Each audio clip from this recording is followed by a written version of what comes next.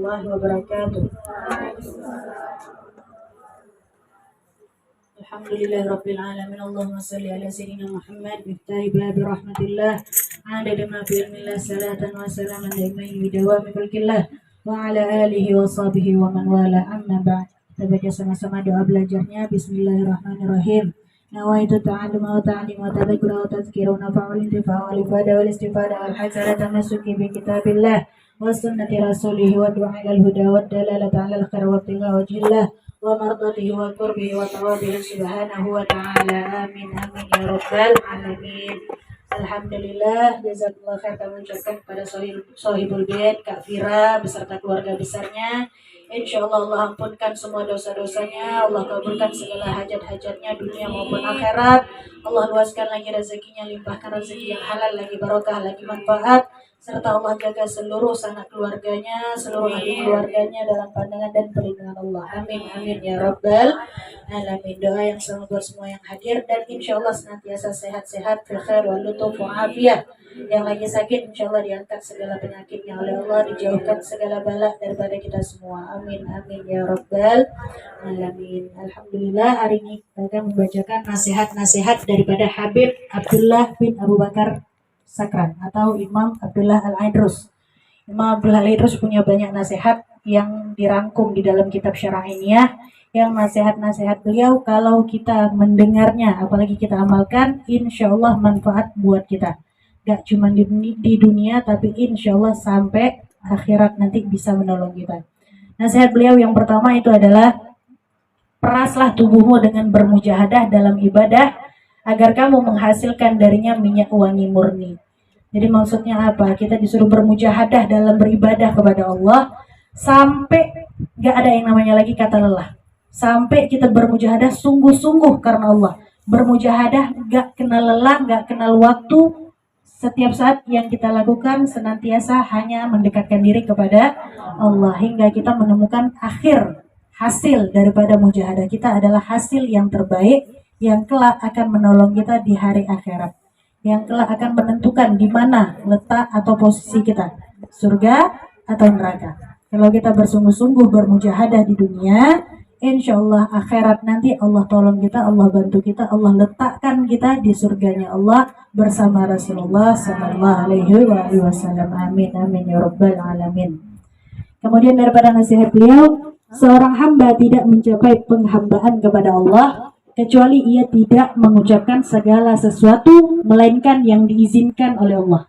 Jadi ngomong apa-apa yang perlu, ngomong apa-apa yang tidak dilarang oleh Allah, melakukan segala sesuatu apa-apa yang diperintah oleh Allah, tidak melakukan segala sesuatu yang diharamkan atau yang dilarang oleh Allah. Dan biasanya yang melakukan hal seperti ini adalah orang-orang yang terbebas hatinya daripada seluruh makhluk. Orang-orang yang terbebas hatinya daripada cinta dunia. Orang-orang yang memang sudah di hatinya hanya ada Allah dan Rasulullah. Semoga kita termasuk satu di antaranya. Amin amin ya rabbal alamin. Kemudian juga daripada nasihat beliau, barang siapa yang menginginkan kebersihan hati dari Allah, hendaknya ia menangis di tengah malam. Dan ini juga pernah dikatakan oleh Al-Habib Umar bin Hafid. Kata beliau, ada 3 hal yang kita lakukan. Kalau kita rutin melakukannya, istiqomah melakukannya, insya Allah akan membersihkan hati kita, bahkan menghidupkan hati kita. Yang pertama apa? Perbanyak membaca Al-Quran, tadabbur Al-Quran, hayati isi-isinya. Apalagi kalau kita yang sudah hafal Al-Quran, baca di sholat kita. Apalagi ketika kita sedang menyendiri, ketika kita sedang berdua dengan Allah, hayati isi Al-Quran. Itu yang pertama. Siang malam hidupkan hari kita dengan Al-Quran. Yang kedua, perbanyak zikir. Kita punya Khulasoh karangan Habib Umar bin Hafid, itu perbanyak zikir dengan adab dan khusyuk. Kalau kita zikir sembarang zikir, itu nggak nyampe, hati kita nggak nyampe. Tapi kalau kita zikir dengan adab dan khusyuk, insya Allah hal tersebut bisa menerangi hati kita, bisa membersihkan hati kita. Rutin aja selama seminggu, itu terasa hati kita bercahaya. Bukan berarti hati kita ada lampunya, tapi rasanya kalau kita tinggalkan zikir-zikir tersebut seperti ada yang kurang. Seminggu aja dilazimkan, insya Allah terbiasa. Seminggu. Dan yang ketiga, itu perbanyak, yang ketiga itu perbanyak bangun tengah malam. Bangun tengah malam, sholat tahajud. Berdiri 2 rakaat, sholat tahajud di sepertiga malam. Karena memang sepertiga malam adalah waktu-waktu mustajab doa. Sepertiga malam bahkan dikatakan Allah turun. Jangan membayangkan Allah turun dari langit ke dunia, bukan hal semisal itu. Allah nggak sama dengan kita, turunnya kita turun. Beda dengan Allah. Maksudnya di sepertiga malam terakhir itu Allah turun merangkul hamba-hambanya yang ketika yang lain lalai, tidur, dia sungguh-sungguh bermujahadah kepada Allah. Dia sungguh-sungguh berdoa, meminta sama Allah. Orang-orang yang semisal ini, yang senantiasa menghabiskan waktunya dengan Allah, di waktu-waktu khusus semisal sepertiga malam, maka Allah turun mendengar keluh kesahnya. Allah turun mendengar doanya. Allah turun untuk mengabulkan doa orang tersebut. Dan 3 hal ini pun harus didukung dengan hal-hal yang lainnya. Maksudnya apa? Jangan terlalu banyak makan. Kalau kita kebanyakan makan, kita males. Kebanyakan makan, kita bodoh. Kebanyakan makan, mau ibadah susah. Itu biasanya. Ya. Juga apa? Tinggalkan hal-hal yang tidak bermanfaat. Dan juga tinggalkan berkumpul dengan orang-orang yang lalai. Kalau kita kebanyakan duduk sama orang-orang yang lalai dari pagi sampai malam, isinya cuma cekakak cekiki, mafi faedah. Nggak ada manfaatnya. Tapi kalau kita duduk dengan orang alim, dengan orang soleh, hatta cuma 5 menit, isinya manfaat semua. Isinya ingat Allah semua. Isinya zikir, isinya ilmu, isinya manfaat. Tapi kalau kita duduk sama orang yang lalai, dari bangun pagi sampai mau tidur lagi, yang kita tahu apa? Ketawa, cengengesan, gosip, ngomongin orang, walhasil semua yang tidak bermanfaat. Jadi perbanyak 3 hal tersebut, insya Allah bersih hati kita. Nggak cuma bersih, tapi juga hati kita bercahaya, insya Allah. Juga disebutkan di sini waktu akhir malam merupakan waktu yang sangat berharga, istimewa, dan halus sekali, seperti hampir tidak jumpai gantinya. Karena apa? Seperti kita katakan tadi, di sepertiga malam terakhir Allah turun. Allah mendengar, Allah melihat hamba-hambanya yang bangun, sedang hamba-hamba yang lain lalai. Sedang hamba-hamba yang lain tidur. Dan ini waktu mustajab doa, waktu sahur, waktu udah mau azan subuh. Di situ banyak-banyak baca doa, dengan izin Allah insya Allah dikabulkan doa-doa kita. Kemudian juga daripada nasihat beliau, barang siapa yang teguh bermujahadah, pasti ia akan menemukan rahasia ilahi. Apa sih sebenarnya bermujahadah? Bermujahadah ini adalah kita melawan hawa nafsu kita akan cinta dunia. Kita melawan hawa nafsu kita untuk senantiasa mengerjakan maksiat. Kita melawan, kita mendidik hawa nafsu kita semata-mata cuman untuk Allah. Cuman mau menghabiskan waktu buat Allah, menghabiskan waktu buat Rasulullah. Ini namanya mujahadah. Kita lawan semua yang menyenangkan buat kita, kita lawan. Misal, kita senang dipuji sama orang. Kita lawan hawa nafsu kita jadi nggak senang dipuji sama orang. Kita senang dilihat, dipandang, dipuji-puji sama orang. Kita hinakan diri kita sehingga tidak lagi dipuji-puji oleh orang. Ini namanya melawan hawa nafsu, bermujahadah. Sungguh-sungguh melawan apa-apa yang nafsu kita senangin. Nafsu kita pengennya leha-leha, kita lawan. Kita bangun, kita sholat, kita ngaji. Nafsu kita pengennya main-main sama kawan, kita lawan. Kita pergi ke masjid ngaji atau ke pengajian-pengajian ngaji. Walhasil melawan hawa nafsu. Apa yang disukai hawa nafsu, kita lawan. Ini namanya bermujahadah, sungguh-sungguh.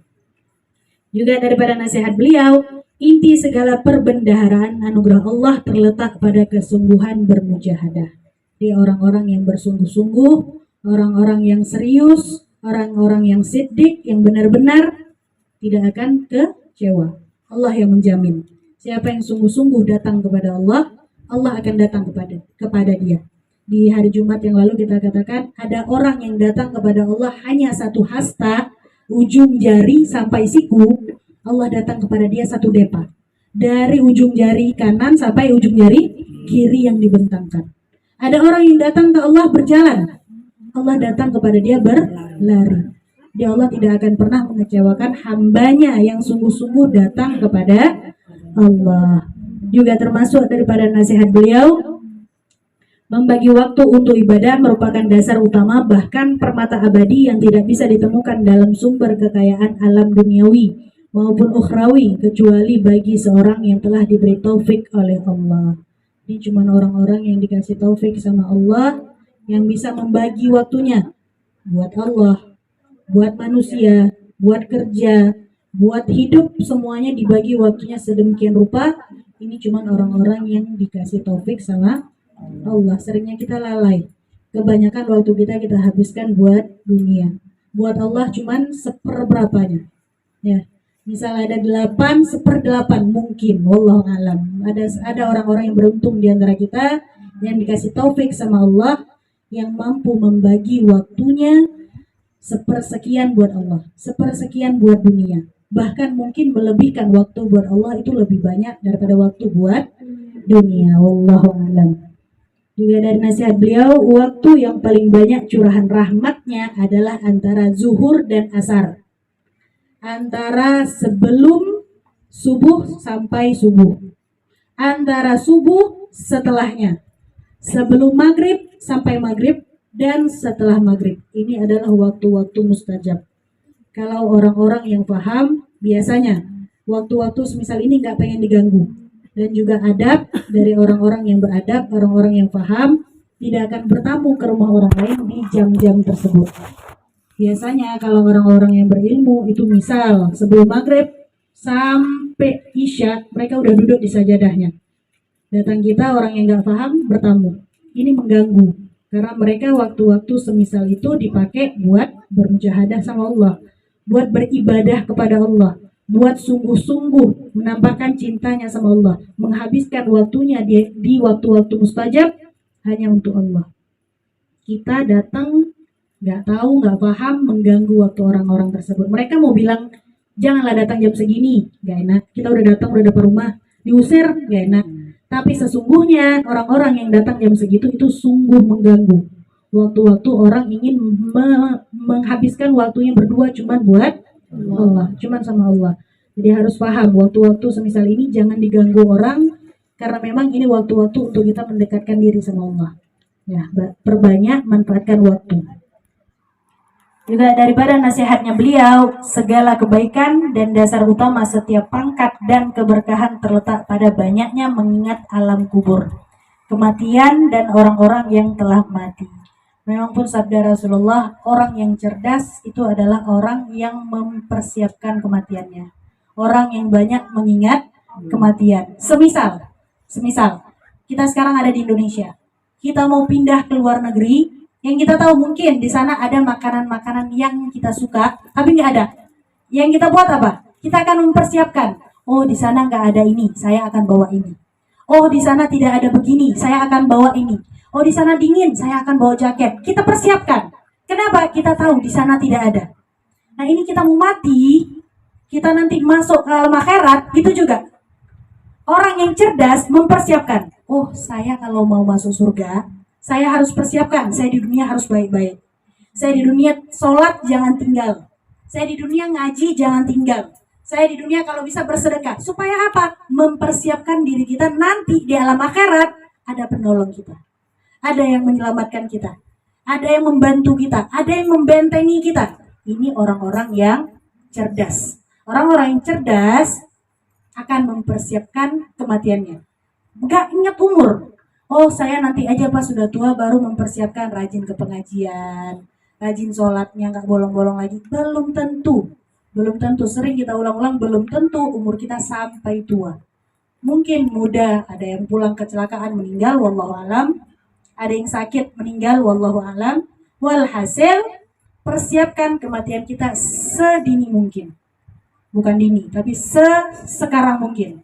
Ya. Sekarang mungkin kalau bisa dipersiapkan kematiannya buat siapa? Buat kita sendiri, bukan buat orang lain. Istilahnya kita bekali diri kita untuk penolong, untuk pembenteng kita di akhirat nanti. Agar ada yang menolong kita untuk masuk ke dalam surganya Allah. Juga daripada nasihatnya beliau, letak keridhaan Allah dan Rasulullah itu pada pembacaan kitab Ihya Ulumuddin. Karena memang Habib Abdullah Al-Idrus adalah satu di antara banyak pecinta atau penggila kitab Ihya Ulumuddin. Jadi bagi beliau sebegitu pentingnya kitab Ihya Ulumuddin. Karena di dalam kitab Ihya akan dikupas tuntas segala penyakit hati, penyakit diri kita, aib-aib kita, itu semuanya diungkap dalam kitab Ihya. Jadi bagi beliau sebegitu pentingnya. Dan kita katakan di waktu lalu, di makamnya beliau setiap hari Senin itu di Zambal, di makamnya beliau dibacakan kitab Ihya Ulumuddin. Juga dikatakan oleh beliau, meninggalkan perbuatan mengumpat merupakan pengendalian diri. Meninggalkan adu domba merupakan kekuatan. Dan berprasangka baik merupakan bagian dari kewalian. Jadi nggak kita temukan satupun wali yang senang bergosip. Nggak kita temukan satupun wali yang senang mengadu domba. Kalau di dalam diri kita masih begitu, ya tandanya kita bukan wali. Mungkin wali kelas, wali murid, ya itu mungkin. Tapi kalau wali-walinya Allah, belum pantas. Ya, orang wali-wali itu belum pantas kita menyebut diri kita wali kalau masih senang mengadu domba, masih senang ribut kubu A kubu B, hore, itu bukan wali. Ya, wali itu yang mempersatukan, yang pecah belah dipersatukan, yang bertengkar dibaikin, walhasil tidak senang mengadu domba, tidak senang bergosip, dan meninggalkan hal-hal yang tidak bermanfaat. Juga daripada nasihat beliau, duduk dengan orang yang berzikir kepada Allah itu merupakan mukasyafah. Memang benar dibilang kita sama semisal teman duduk kita. Kalau kita senang berteman sama orang-orang ahli maksiat, sedikit banyak, walaupun kuat kali imannya, sedikit banyak, pasti sesekali terjatuh, sesekali terikut maksiatnya dia. Tapi kalau kita berteman sama orang alim, sejahat apapun kita, sedikit banyak pasti terikut, pengen menjadi orang baik, pengen bersih hatinya, pengen rajin sholatnya, pengen gak lagi buat maksiat, itu pasti ada. Kita sama semisal teman duduk kita, jadi pandai-pandai cari teman duduk. Kalau ya senangnya main-main, ketawa-ketawa, hura-hura, ya cari teman-teman yang semisal itu.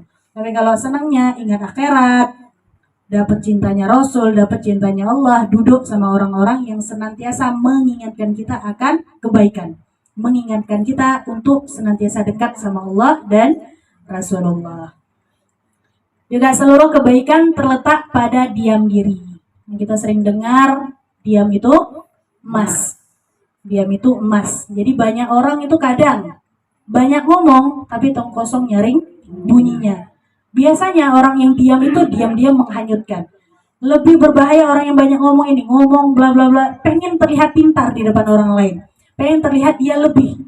Padahal aslinya dia nggak tahu apa-apa. Tapi orang yang diam ini, biarnya jadi capek ngomong. Nanti juga ada masanya dia terjatuh. Banyak ngomong, banyak salah. Banyak ngomong, banyak menyakiti hati orang. Banyak ngomong, banyak fitnah yang terjadi. Bahkan dulu di zaman Imam Syafi'i, pernah Imam Syafi'i satu kali dihina-hina, dicaci, dimaki.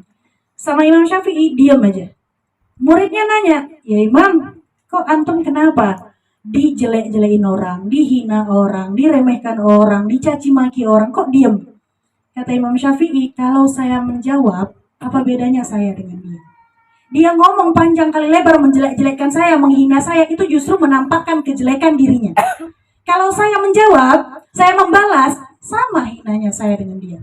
Justru diamnya saya membuat saya jauh lebih mulia daripada dia. Itu kata Imam Syafi'i. Bahkan kata Imam Syafi'i, menghadapi 10 orang pinter itu lebih mudah bagiku daripada menghadapi satu orang bodoh. Kenapa? Ini orang bodoh, mau kita jelasin kayak apapun, gak masuk ke otaknya. Capek kita jelasin sama dia, capek kita kasih pemahaman, ya dia tetap dengan pemahamannya dia, tetap dengan pendapatnya dia, gak mau terima pendapat orang lain. Di banyak kita berkenalan, banyak kita menuntut ilmu, wawasan kita luas. Tapi kalau wawasan kita dangkal, yang kita tahu cuman A, padahal ilmu itu luas, ada A, B, C, D. Yang kita tahu cuman A, ada orang berbicara, oh ilmu itu B, oh ilmu itu C. Kita bakalan ngebantah, enggak, ilmu itu cuman A. Padahal ilmu itu luas. Jadi kalau kita mau elegan, ya menghadapi orang-orang yang mencaci kita, menghina kita, memaki kita, diamin aja. Terserah dia mau ngomong sampai kayak gimana pun, mau apapun yang dikatakan, sampai capek dia berbuih-buih. Kalau kita mulia di mata Allah, kita tidak akan hina karena ucapan dia di mata Allah. Tapi kalau kita memang hina, ya itu berarti introspeksi diri buat kita. Dia menjadi jalan Allah menyampaikan sesuatu untuk kita yang memang ada pada diri kita untuk kita mengintrospeksi diri kita. Jadi pandai-pandailah bersikap. Juga disebutkan dalam kitab ini, nasihat beliau adalah gunakanlah pikiranmu karena di dalamnya terdapat rahasia khusus. Dan selanjutnya jangan tinggalkan sedekah setiap malam meski sebesar biji sawi. Ini juga ada di dalam hadisnya Rasulullah. Perbanyak sedekah. Cepat-cepatlah kita dalam bersedekah. Bahkan dikatakan, ini diumpamakan, kalau nih kita bangun pagi, setiap kali kita bangun pagi, mungkin ada yang sebagian kerja tuh harus pagi-pagi keluar rumah. Pagi keluar rumah, siapapun yang kita temui, mau dia yang minta-minta ini sehat, mau yang minta-minta ini kita tahu dia punya rumah mewah, yang minta-minta ini masih sehat bugar, walhasil intinya sebenarnya hati kita nggak kepengen ngasih. Tapi ketika pagi hari itu orang pertama yang minta-minta sama kita, siapapun dia, berusaha kasih. Seandainya dia mintanya terlalu banyak, jangan pula habis ini semua pagi-pagi pada minta ke rumah orang, jangan. Ya udah tahu pagi-pagi jangan ditolak, malah ya udah nih manfaatin pagi-pagi.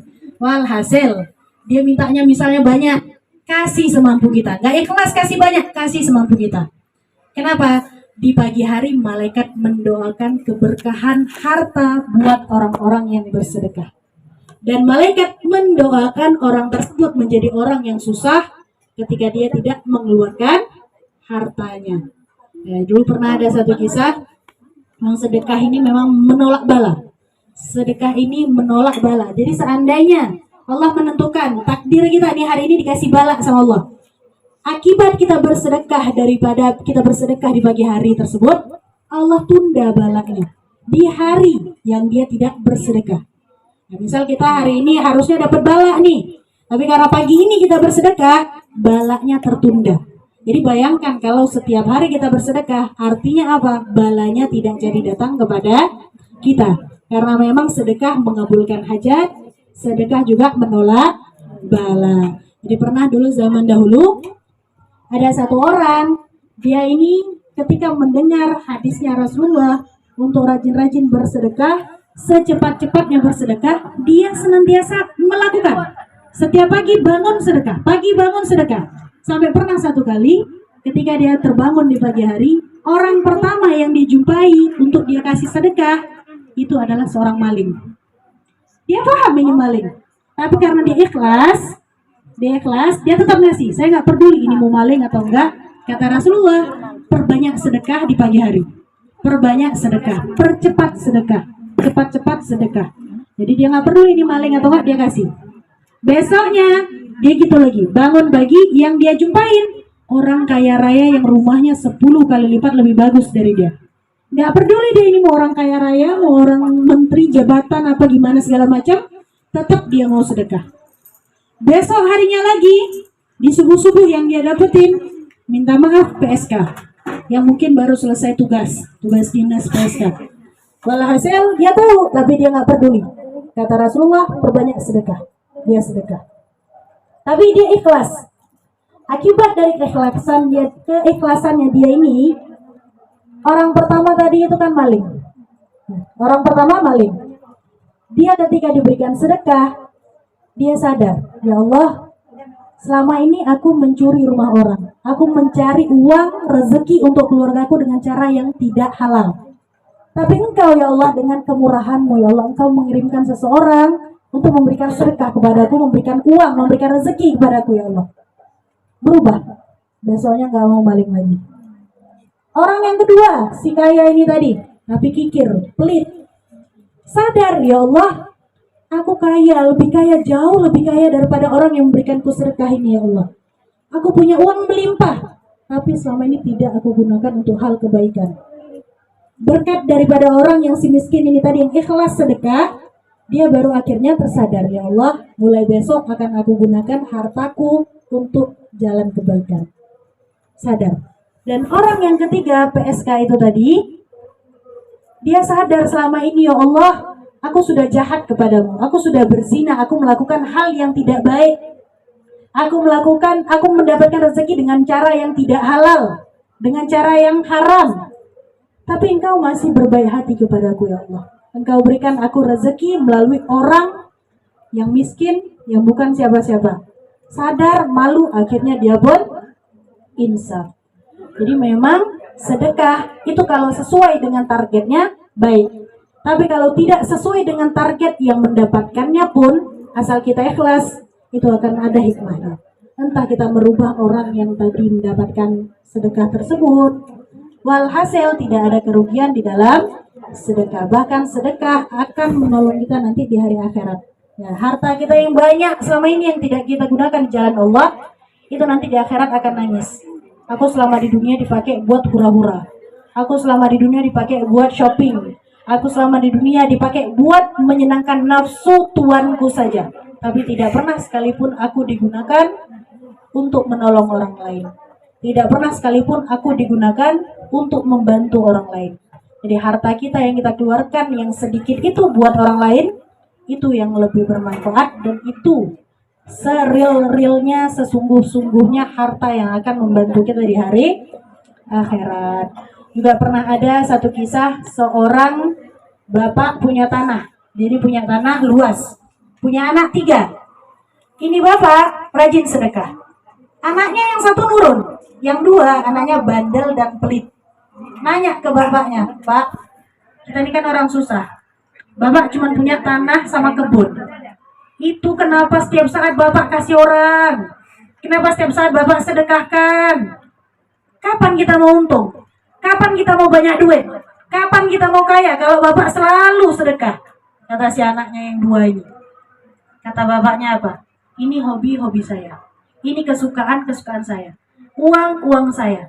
Saya mau sedekah, saya mau gimana, ini terserah saya, bukan urusan kamu. Tapi si anaknya tetap nggak nerima. Yang 2 anaknya tetap nggak nerima. Walhasil si bapaknya meninggal. Anaknya yang 2 ini kegirangan. Kegirangan dalam arti, ini sekarang tanah bapakku punya aku. Ini tanah bapakku punya kita. Bertiga, adik-beradik bertiga. Yang satunya pengen tetap melanjutin kebiasaan bapaknya untuk setiap saat bersedekah. Tapi yang 2 ini mulai sekarang, katanya mulai sekarang tidak akan lagi saya bersedekah. Tidak akan lagi harta bapak saya bagikan ke orang-orang. Ini semua bakal saya pakai buat saya sendiri. Jadi nggak ada lagi ceritanya sedekah-sedekah, bantu-bantu orang, lah, wallah, lah. Nggak bakal. Apa yang didapati? Besoknya tanah bapaknya kebakaran. Hangus semuanya, kebunnya hilang, buahnya tidak lagi bisa dinikmati. Tandus semuanya, hilang semuanya. Kenapa? Kata si adiknya tadi itu yang bungsu, yang paling baik, karena keberkahan tidak ada lagi di harta kita. Ketika kita tidak lagi bersedekah, tidak ada lagi keberkahan di dalam harta kita. Harta kita bertahan selama ini karena ada keberkahan di dalamnya. Bapak selalu bersedekah. Sekarang harta bapak sudah tidak ada, bapak sudah tidak ada, harta bapak pun lenyap. Kenapa? Karena kerakusan kita, karena kekikiran kita, karena pelitnya kita. Baru setelahnya ini 2 adik-beradik paham dan akhirnya taubat. Dan diantara nasihat beliau lagi adalah tanda kebahagiaan, perolehan taufik, ilmu dan amal adalah budi pekerti yang luhur, karena itulah yang menghidupkan hati. Dan yang terakhir, tanda kecerdasan adalah berdiam diri. Tanda rasa takut adalah banyak bersedih. Dan tanda pengharapan adalah banyak ibadah. Tanda kezuhudan adalah sifat qanaah. Tanda kedermawanan ialah berkorban untuk berbuat baik dan meraih ridha Allah. Dan tanda taubat adalah banyak menyesal. Semoga nasihat-nasihat beliau bermanfaat buat kita semua. Apa-apa yang bisa diamalkan, kita amalkan. Jangan cuman jadi lewat di kuping kiri, masuk kuping kiri, keluar kuping kanan, atau cuman ada di catatan-catatan kita. Yang bermanfaat diambil, diamalkan. Karena ilmu kalau tidak diamalkan, maka ilmu tersebut sia-sia. Ya, sedikit dari saya, semoga bermanfaat. Billahi taufik wal hidayah. Assalamualaikum warahmatullahi wabarakatuh. Minggu depan kita masuk kepada manaqib Syekh Ali bin Abu Bakar Sakran.